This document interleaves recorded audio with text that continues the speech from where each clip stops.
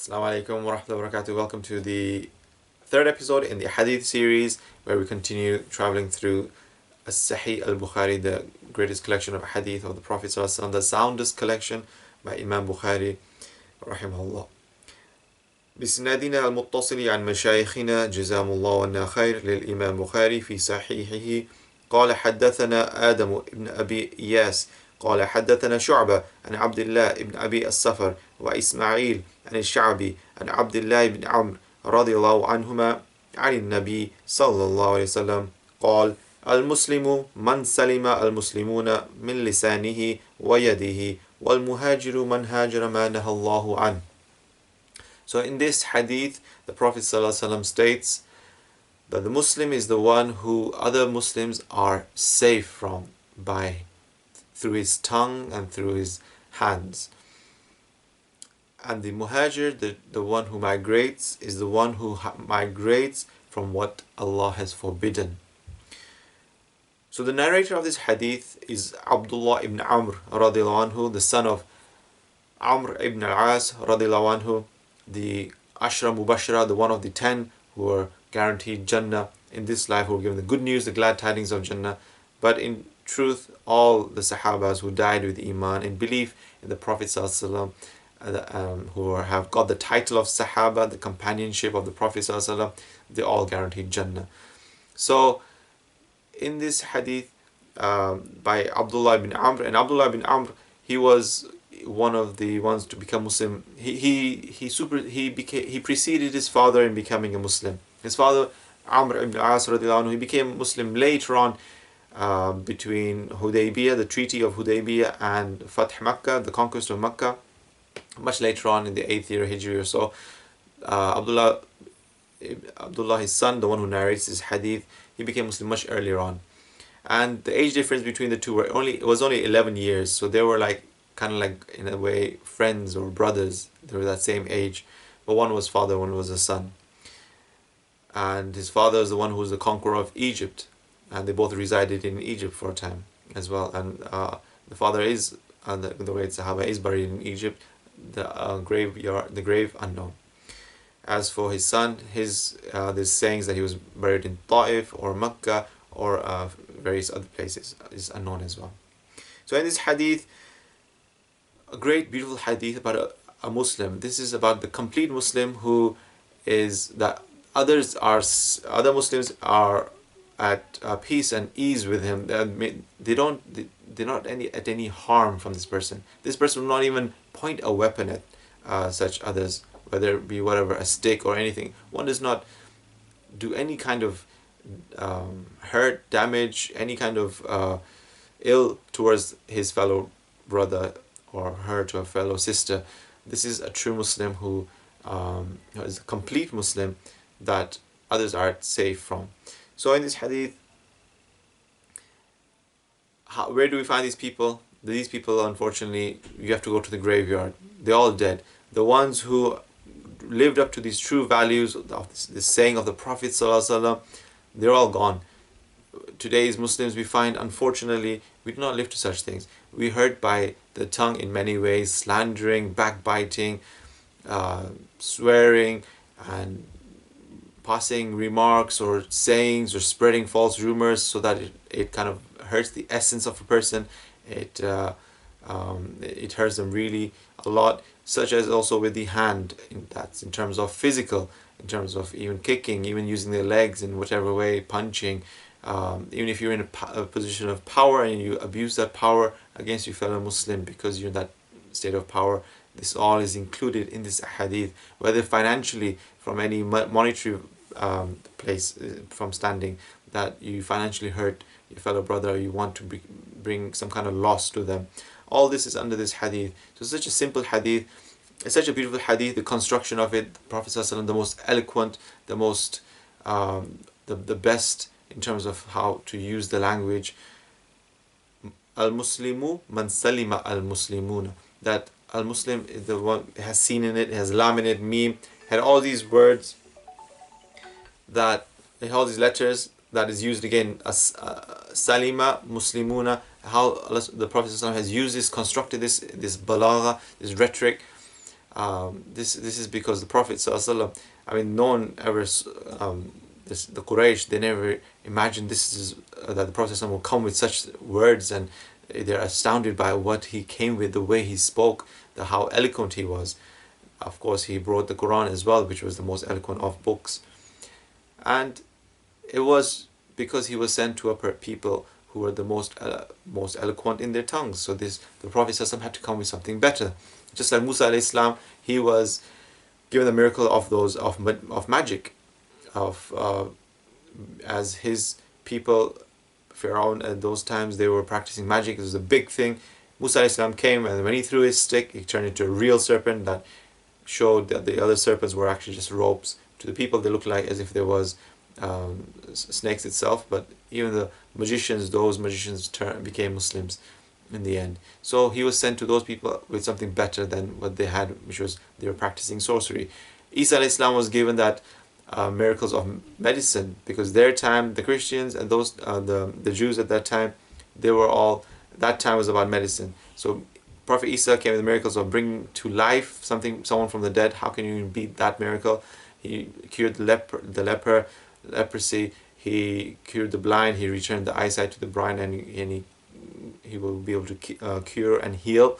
So Prophet the Prophet Muhammad ﷺ, he came with the most eloquent of tongues because of the sha'irs, the poets that were in Arabia, to the Quran that came out to be in more better than what they had, to show them that this was from Allah subhanahu wa ta'ala, and he was truly a prophet, the unlettered prophet who had not gone to study anything, but he came with the most eloquence of tongues. So no one had ever seen anything similar to the words how the Prophet came in his hadith. So that is the first hadith of that we've just looked at, and then we carry on to the next hadith. وعنه به قال حدثنا سعيد بن يحيى بن سعيد القرشي قال حدثنا أبي قال حدثنا أبو بردة ابن عبد الله ابن أبي بردة عن أبي بردة عن أبي موسى رضي الله عنه قال قالوا يا رسول الله, O Messenger of Allah, أي الإسلام أفضل, which Islam is the best? قال, the Prophet ﷺ said, من سلم المسلمون من لسانه ويده. Whosoever, so when he says Ayyul Islam, is Ayyul Muslimuna, which Muslim is the best? The one who, again, another Muslim is safe from by his hands or by his tongue, that he does not cause harm to the other. The next hadith, وعنه به قال حدثنا عبد عمرو ابن خالد قال حدثنا الليث عن يزيد عن أبي الخير عن عبد الله ابن عمرو رضي الله عنهما أن رجلا سأل النبي صلى الله عليه وسلم أي الإسلام خير قال تطعم الطعام وتقرأ السلام على من عرفت ومن لم تعرف. So in this one, this is an amazing thing of Imam Bukhari. He brought the whole chain of narration to be from the Misri chain, from the Misriyin, from the Egyptian chain of transmission to the Prophet ﷺ. All these scholars were all who resided and lived in Egypt. And as well, Abdullah ibn Amr, the one who narrated from the Prophet ﷺ, his father was the conqueror of Egypt, and so they both resided in Egypt for a time. The father had Abdullah Amr ibn As, he did pass away there, whereabouts buried unknown. And as well, his son, it said that he went back to Makkah or Ta'if and he's buried somewhere there, or some of the few places that are mentioned. Allah knows best. So in this hadith, which Islam is khair, which Islam is good. So again, which Muslim is good? The Prophet said, تُطْعِمُ الطُّعَامِ, the one who feeds the Muslims, the one who feeds food. Alhamdulillah, in Egypt, I used to see, especially when Ramadan comes, there was Ma'idah, the table, always set in Ramadan. Every night, all the people would the rich would donate generously to the masajids. Now this masjid was called Rahman, it would be called Ma'idatul Rahman, the table of Rahman. So every masjid would set out a table of food, and there would be plenty of food for the poor, for the students, lots of Malaysians, lots of Indonesians, and all over the world I met students. And there would be plenty of food in Ramadan in the evenings when it's iftar time, and this was from feeding. And the Prophet ﷺ, he would love the Ash'ariyin tribe, the one from Yemen. This tribe from the tribe of Abu Musa al-Ash'ari, a great Sahabi radiallahu anhu, who this tribe, when they would face hardship, they would get together, and whatever they all had together, they put it on a table and share equally. So the Prophet ﷺ said, Al-Ash'ariyun minni wa ana minhum, that they are from me and I'm from them. He loved them so much because of their acts of feeding. So this is a Muslim, tut'im at-tu'am. He feeds other Muslims. So we are here, let's not hoard, let's help others, those who are in a worse off situation, whether it's across the pond, the English Channel and beyond the Atlantic Ocean, or this way or that, wherever they may be, beyond England. Let's help in England as well, but let's help beyond England as well. وَتَقْرَأُ السَّلَامِ, and who reads the salam. So when it's reading the salam, it's like, it didn't say to sallim as-salam, to give the salams. The Muslims don't give salams, but it's to read. So even if you do WhatsApp messages or you send messages, salams, and this is all included in this hadith, that because people will be reading that, wouldn't they? They will be reading a message as such, and that is the wording in the hadith.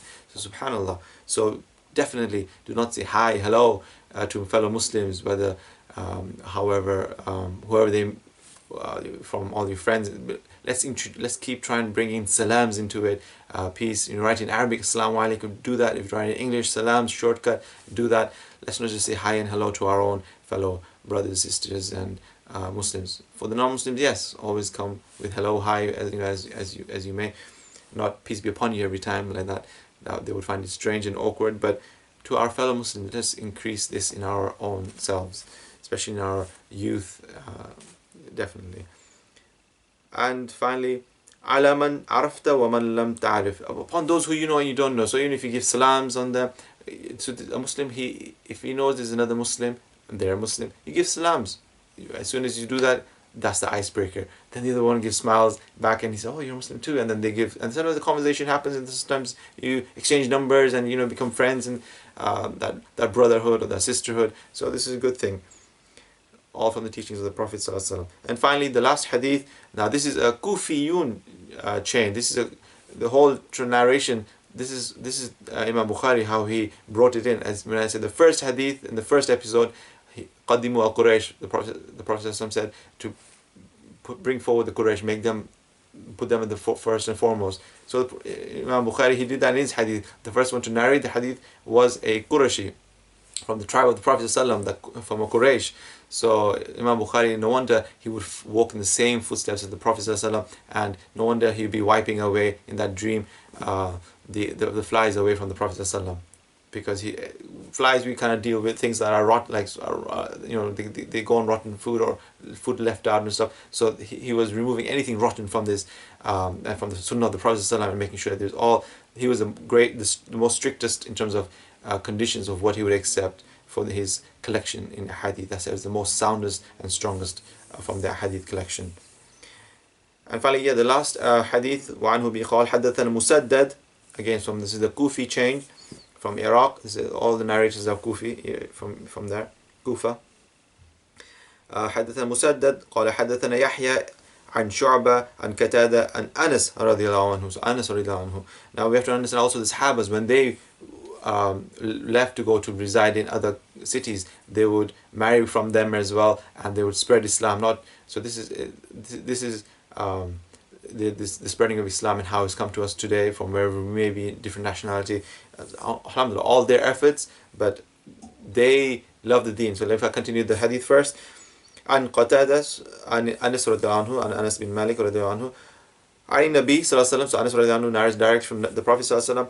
وعن حسين المعلم قال حدثنا قتادة عن أنس عن النبي صلى الله عليه وسلم لا يؤمن أحدكم حتى يحب لأخيه ما يحب لنفسه. So there's some famous hadith that we normally hear, which is the Muslim, the mu'min, the believer does not believe, one of you, a mu'min does not believe from amongst you until you love for your fellow brother, your fellow sister, as you love for yourself. So a Muslim, the whole point I was making of the Sahabas, when they would go and live in away from Medina, from the Prophet from his city, from their natural where they would live, they would go where they would go spread out to, in terms of Iraq, in terms of Misr, and beyond.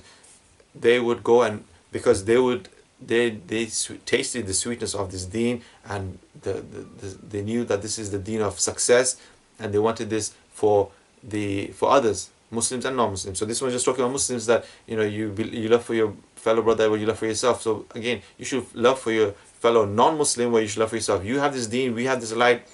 We know what's going to be coming in front of us, the day of judgment and the sirat and all the different steps of the sam'i, of the unseen. We know what's going to happen, and we're going to be with the light. Ghurun muhajjalin. That we, because of our wudu, we know we're going to be the ones full of light. Everywhere we did wudu, let's extend our wudu in all the places, because so we do up to the elbow, let's do it slightly more, because we know we're going to be full of light. All these things will shine on that in the akhirah, and the others, the non-Muslims, will be the ones who have no light. The ones who, the hypocrites, they will have a false light, and then suddenly when they get to that part, the sirat and stuff, it will be taken away from them, and then they'll be worse off. Whereas the non-Muslims, they wouldn't even have a light in the first place anyway. But just how the hypocrites try to fool us, Allah subhanahu wa ta'ala will fool them by giving us a false light and taking it away. But the point is, the Muslims, they have light, they have nur in this world and the hereafter, and we want to share this deen. We should now, this time we are, and those others, they don't know what's happening in the world with all this coronavirus, and this, they don't understand. This is an opportunity to try and spread da'wah, to be from the da'een. That was the point I was saying from this hadith, that you should love for others as well. That you have this deen, let's increase the knowledge in it, and then let's give others, and let's talk to them about it, slowly, indirectly, however, and let's tell them about Islam. And I finish here. So, sallallahu alaihi wa sallam, Muhammad wa ala alihi wa sahbihi wa barak wa sallam.